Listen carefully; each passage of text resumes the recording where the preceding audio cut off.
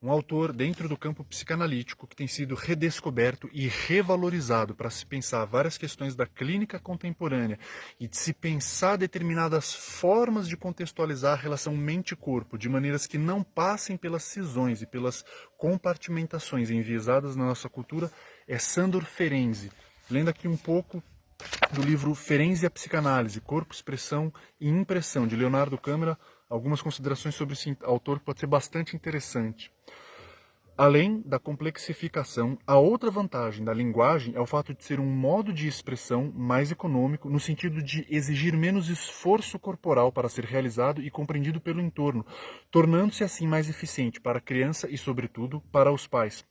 Um exemplo simples, mas interessante, que Ferenczi evoca a esse respeito relaciona-se aos rudimentos da habilidade de matemática.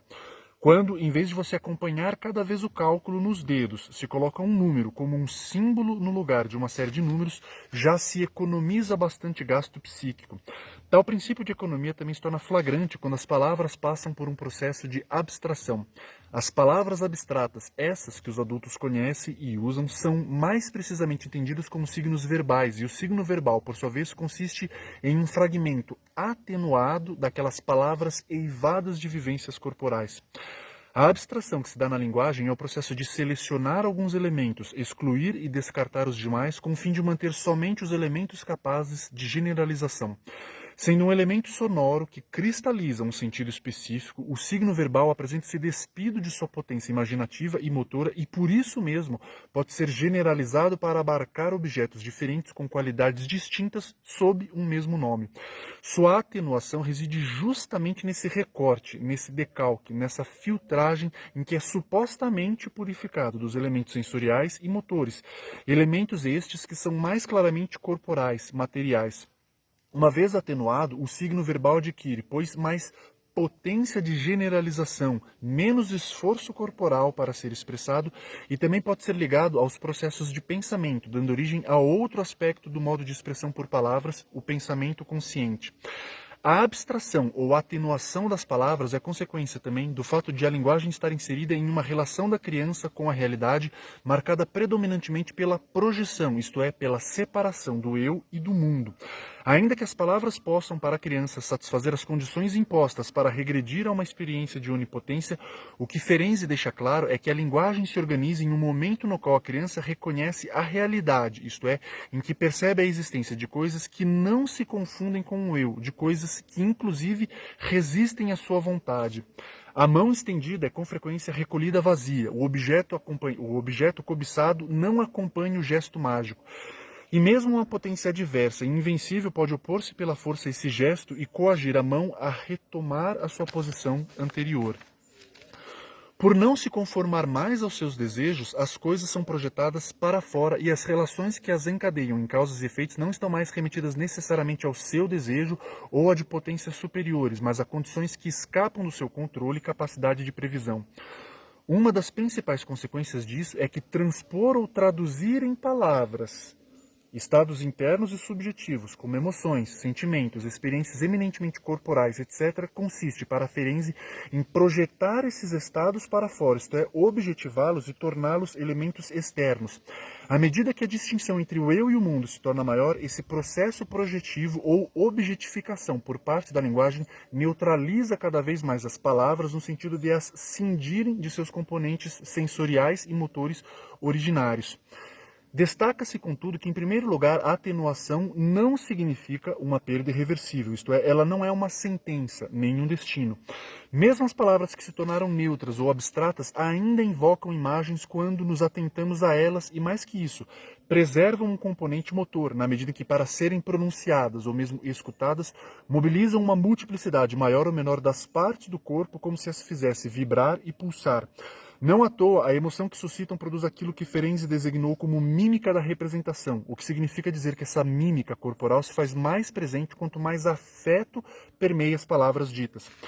A bem dizer, até mesmo o pensamento Esse processo, que parece prescindir inteiramente do movimento corporal, é, pelo contrário, permeado por gestos mais ou menos visíveis.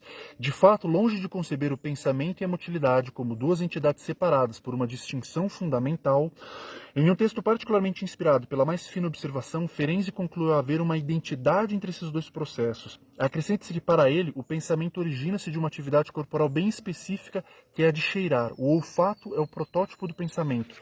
A ideia que concebe uma relação de identidade entre pensamento e corpo se faz presente ainda em diversos contextos ao longo de sua obra. Não apenas a criança denuncia o que pensa devido às feições que seu rosto apresenta, mas mesmo os adultos que estão mergulhados nas reflexões mais complexas e abstratas podem estar acariciando, sem o saber, suas partes íntimas. Não apenas a paciente esférica esfrega suas coxas para obter prazer enquanto está alheia e mergulhada em suas associações durante a sessão. Esse foi um caso que aconteceu com o Ferenczi concretamente, por isso está sendo citado, como movimentos corporais do analista enquanto se entrega à atenção flutuante, para ele imperceptíveis, expressam algo que seus analisantes conseguem captar e adivinhar. Palavras que, devido à reiterada circulação nas relações entre a criança e o mundo, se tornaram neutras, podem voltar a adquirir sua dimensão mágica de acordo com as experiências que o sujeito vive ou no contexto em que está imerso, incluindo aí o processo analítico. Essa é a via que nos parece mais interessa a Ferenczi. Em vez de purificar as palavras, ele busca regressá-las à dimensão sensível e à solidariedade que tem com a imagem e a ação, pois é nessa solidariedade que reside o afeto. Pequena leitura aqui de Ferenczi, a psicanálise, corpo, expressão e impressão. Ferenczi foi contemporâneo de Freud, veio antes de Wilhelm Reich, por exemplo, de toda a questão da psicologia corporal. Então, o que ele bota aqui, essa pequena reflexão sobre a linguagem, veio antes de Lacan. Essa pequena questão da dupla potencialidade da linguagem, de, por um lado, ao se atenuar, ganhar potência de generalização, ao se distanciar de particularidades, de singularidades motoras, emocionais, afetivas, ganhando essa capacidade de economizar esforços psíquicos, economizar esforços corporais, ganhando uma maior capacidade de simbolização e de universalização.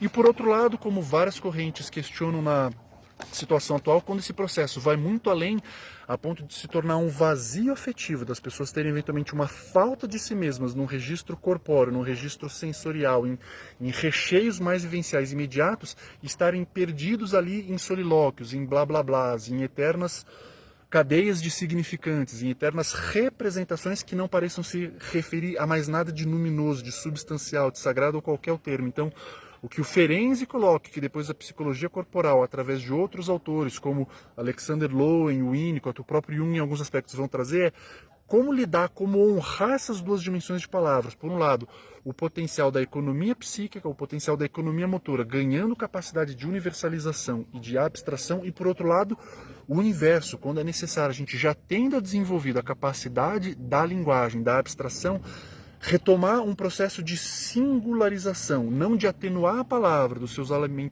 elementos afetivos e motores, mas de reconectar as palavras, de reconectar a sonoridade, a capacidade de abstração, da capacidade de significação a esses elementos, entre aspas, pré-verbais. Próximas leituras vamos trazer outras contribuições diferentes aí sobre questão de memórias corporais, elementos pré-verbais, mas quis trazer esse trecho aqui para essa dupla colocação importante, nem de amaldiçoar a linguagem, simplesmente querer um retorno bruto ao corpo cru e trazendo a linguagem, o pensamento, a mente que mente, como se fosse algo ali ruim ou culpado, né? A culpada pela superficialização e ausência da profundidade, mas por outro pensar essa dinâmica, né? A generalização e a universalização e a necessidade da singularização em alguns momentos. Ferenczi, a psicanálise, corpo, expressão e impressão, Leonardo Câmara.